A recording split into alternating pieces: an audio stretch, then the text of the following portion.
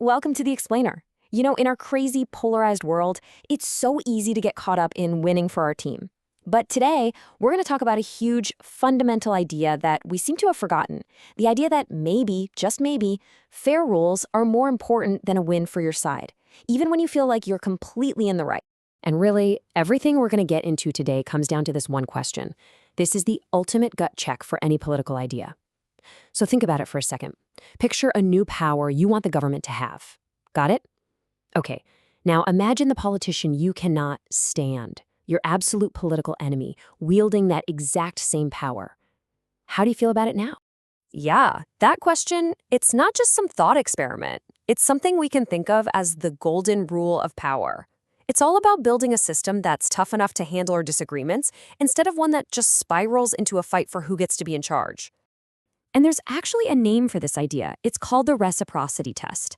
And honestly, this is the heart and soul of constitutional thinking.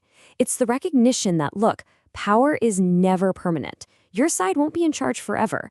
So the only way to actually protect yourself long-term is to limit the power itself, not just hope your team gets to use it. This is such a critical shift in mindset, right? It forces you to stop thinking about the next election cycle and start thinking about the next 50 years. It's the difference between saying, I just need my guy in charge, and saying, we need rules that protect us from anyone who gets in charge. It's about building a system, not just rooting for a team. Okay, so what happens when we just ignore this rule? Well, it's not pretty. We get trapped in this really predictable and really destructive cycle of revenge. Let's break down exactly how this happens. You can see how this death spiral works, can't you? It starts when one side wins. They feel like they have a mandate, that their cause is just, so they expand their power to get things done. But the other side, they're not seeing progress, they're seeing tyranny, and they're taking notes, vowing to do the same thing and more when they get back in. And when they do, boom, power flips and the revenge starts. Each time this happens, the spiral gets faster. Trust in the whole system just collapses, and we get closer and closer to a breaking point. And this quote, wow, it just nails it. A democracy doesn't survive because one side finally proves they were right along. No, it survives because we systematically put limits on power, especially the power of people who are absolutely convinced they're right. The real danger isn't that we disagree. It's that we become so sure of our own righteousness that we decide the rules don't apply to us. So is there a way out of this spiral?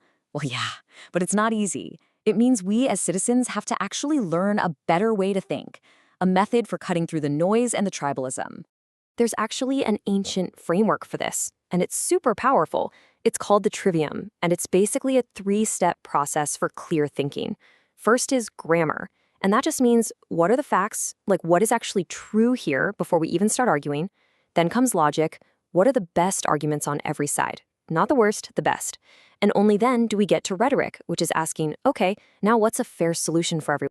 Now that second step, logic, requires this incredible skill that's basically the exact opposite of everything you see on cable news. We're all familiar with building a straw man, right? Where you make your opponent's argument sound stupid so it's easy to knock down. Well, this is called steel manning. You do the opposite. You build the strongest, smartest, most compelling version of their argument you possibly can. You try to understand it even better than they do. Let's take a real-world example, like the whole debate over free speech on social media. If you steelman this, you see that both sides have a really strong point. Of course, we should be worried about misinformation causing real harm and the spread of hate speech. That's a legitimate fear.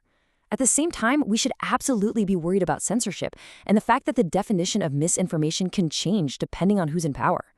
Both of those arguments are valid. And that gets to this famous idea from F. Scott Fitzgerald. The goal of real logic isn't to just pick a side and declare victory. It's to be able to hold two competing, valid ideas in your head at the same time. It's about seeing the complexity and being able to function anyway, without just retreating to your team's talking points. All right, so once we've established the facts and we truly understand the best arguments on all sides, then and only then can we get to that final step, actually finding a fair solution. And here's the key principle for that final stage, process before outcome. You have to fall in love with the fairness of the process more than you love your desired result. Why? Because you can't build something lasting on a rotten foundation.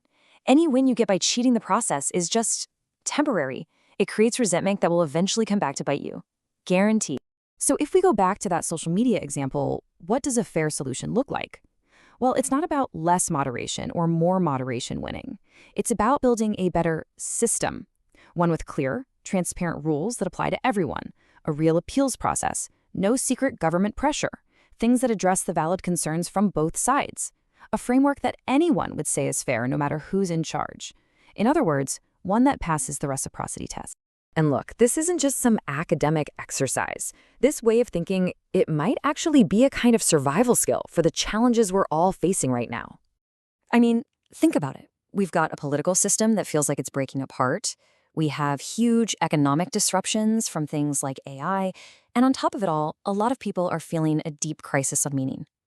These aren't three separate problems. They're all tangled together. And there's no way we're solving them if we can't think clearly and work together. This really gets to the heart of it. The real advantage today isn't having all the right opinions. Let's be honest, who does? The real edge is having the mental tools to think clearly, to adapt to change, and to find your own purpose no matter what's going on. So the choice is pretty stark. Are we going to be tribe members just trying to win?